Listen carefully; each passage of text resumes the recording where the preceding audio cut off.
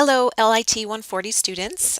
In this video, I wanted to introduce you to Unit 2 and describe some of the major outcome assignments to you.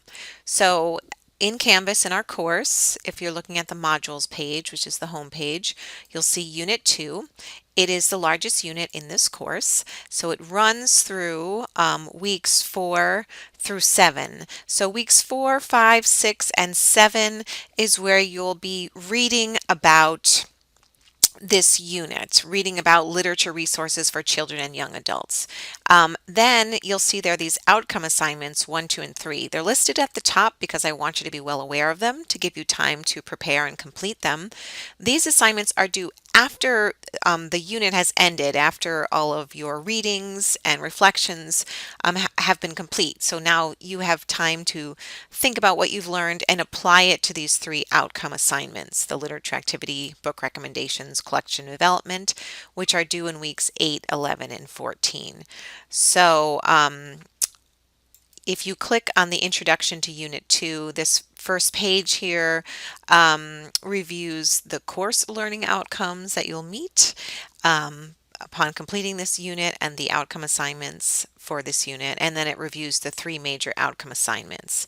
If you click through the rest of this unit module, it will go through again the outcome assignments as well as the weekly assignments that will help prepare you to meet those outcome assignments. So hopefully that is clear to you. So weeks, again, week 4, 5, 6, and 7 are you read or watch a video or both, and then reflect and then comment to the course discussion board, and as well as comment on other students' posts as well. And it's a great opportunity to learn from one another. This is all related to reading development, instruction, children's literature. So it's like the meat of our course. What I'd like to do is just briefly give you an overview of the 3 outcome assignments, starting with the literature activity. So if I click on that, this is the first one. It's due week 8. This is where you're using what you've learned about reading development in children and young adults to prepare a literature activity. This is something you may do in a library. So there are several literature strategies that are presented through this assignment. So I'm going to click on the assignment so you can see this here. That's the sign-up sheet. This is the assignment here. Your goal is you're going to select a literature activity, and then in video format, you'll record yourself describing the activity and how why we would use it, who the audience would be, and some strategies to help your fellow classmates in carrying out this literature activity, and then you'll actually do a mock-up, an example of the literature activity. So these are the instructions. I'm going to scroll down to, these are some of the example literature activities that you can use. And no, questions about the video that you're creating, no, you do not have to include children or young adults in the video. You can pretend you can use others. You can use family members and friends. If you feel like you need an audience, you can include whoever is willing to participate in your video. The video itself in total should be 7 minutes. So if it's a literature activity that takes more than 7 minutes, just give us some clips, some examples of how you would go about delivering this literature activity or carrying it out. So these are some examples. I've provided links to some of them that may be new to you. For example, oral story and draw and tell. If you click on it, it'll give you an example. You can do other types of literature activities. These are some suggested literature activities, but if you have another idea, please share it with me. So the literature activity sign-up sheet is already available to you. You can click here. So some students have already signed up. So the activities are listed over here on the left, and put your name. No more than 3 students per literature activity. And the one literature activity that is not allowed is a read aloud, where you would be reading a book to an audience, because we have all seen this before, and I want you to branch out and try something new. So that is the first assignment. There is a couple examples for you in the assignment itself. Sorry, in this assignment here, if you scroll to the bottom, there are a couple example videos for you to look at. You'll also be posting your literature activity to your LIT 140 portfolio.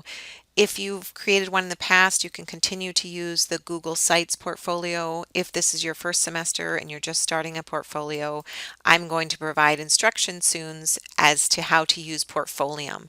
You can connect right through Canvas. It's easy, it's very clean, it can be shared through other social media forms. This is my ePortfolium site. Um, you can see my URL right here on the top, and I will create another video to show you how to do this. Okay, so I think that's it for the literature activity.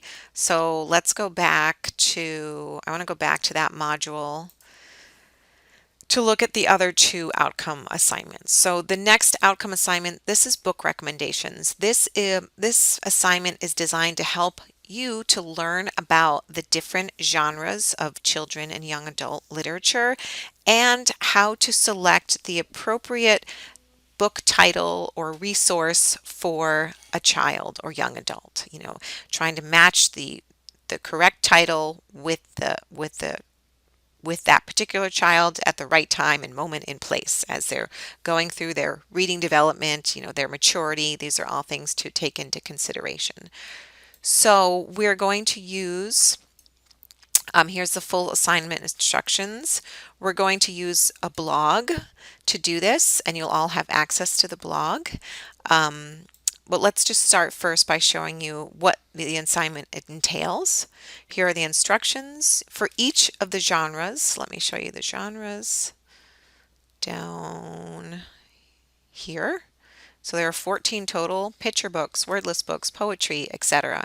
For each of these genres, you're going to recommend to the class 2 titles. In most cases, they're going to be books. One is an award-winning title, and the second one is your personal choice. Doesn't have to be an award winner, but the title that really resonates with you. And it's in addition to selecting 2 titles, you're selecting those 2 titles for a specific age group. This is where we need to think about our audience, especially with children and young adults. We want to make sure we're giving them content that is appropriate for their reading level as well as their maturity. So here in the assignment, here are the groups that you can select from.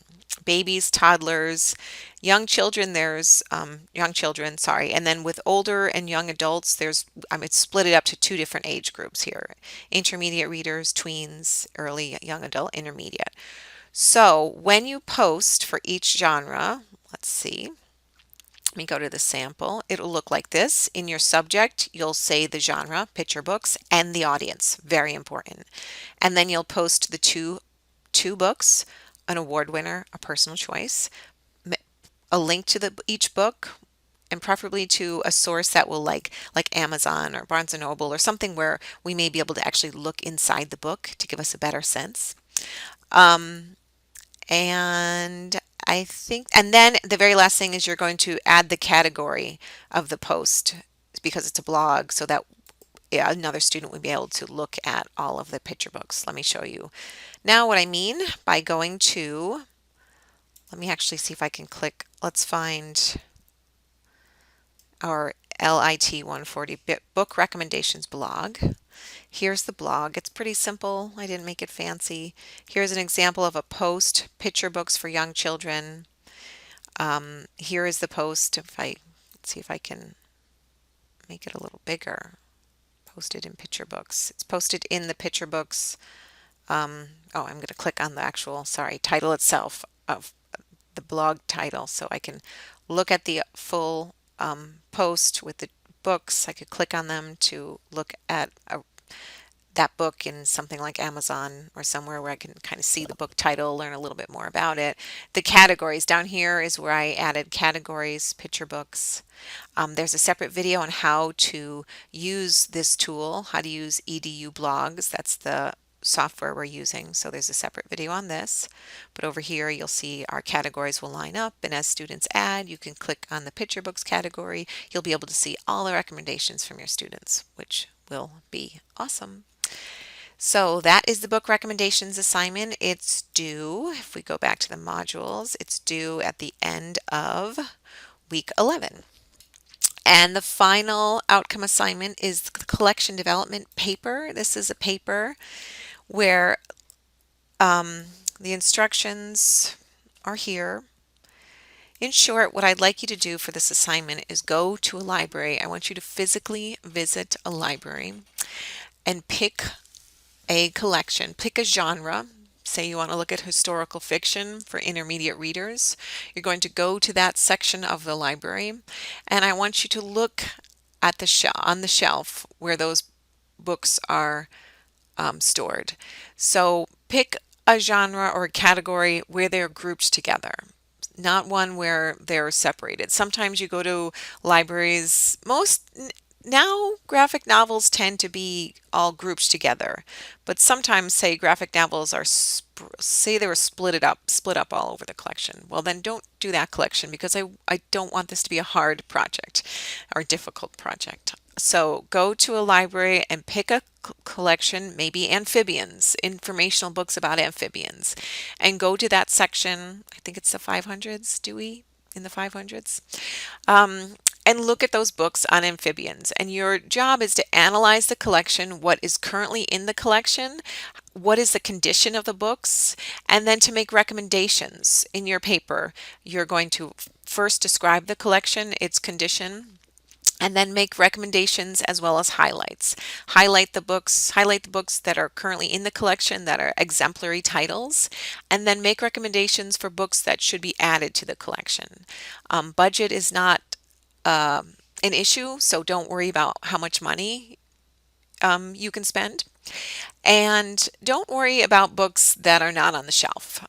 For example, if you go to a San Diego County library and they have a circulating collection where if a book gets returned to one branch, it stays in that branch. So it's okay. Don't worry about trying to fill in the gaps by the books that are currently checked out or at another location.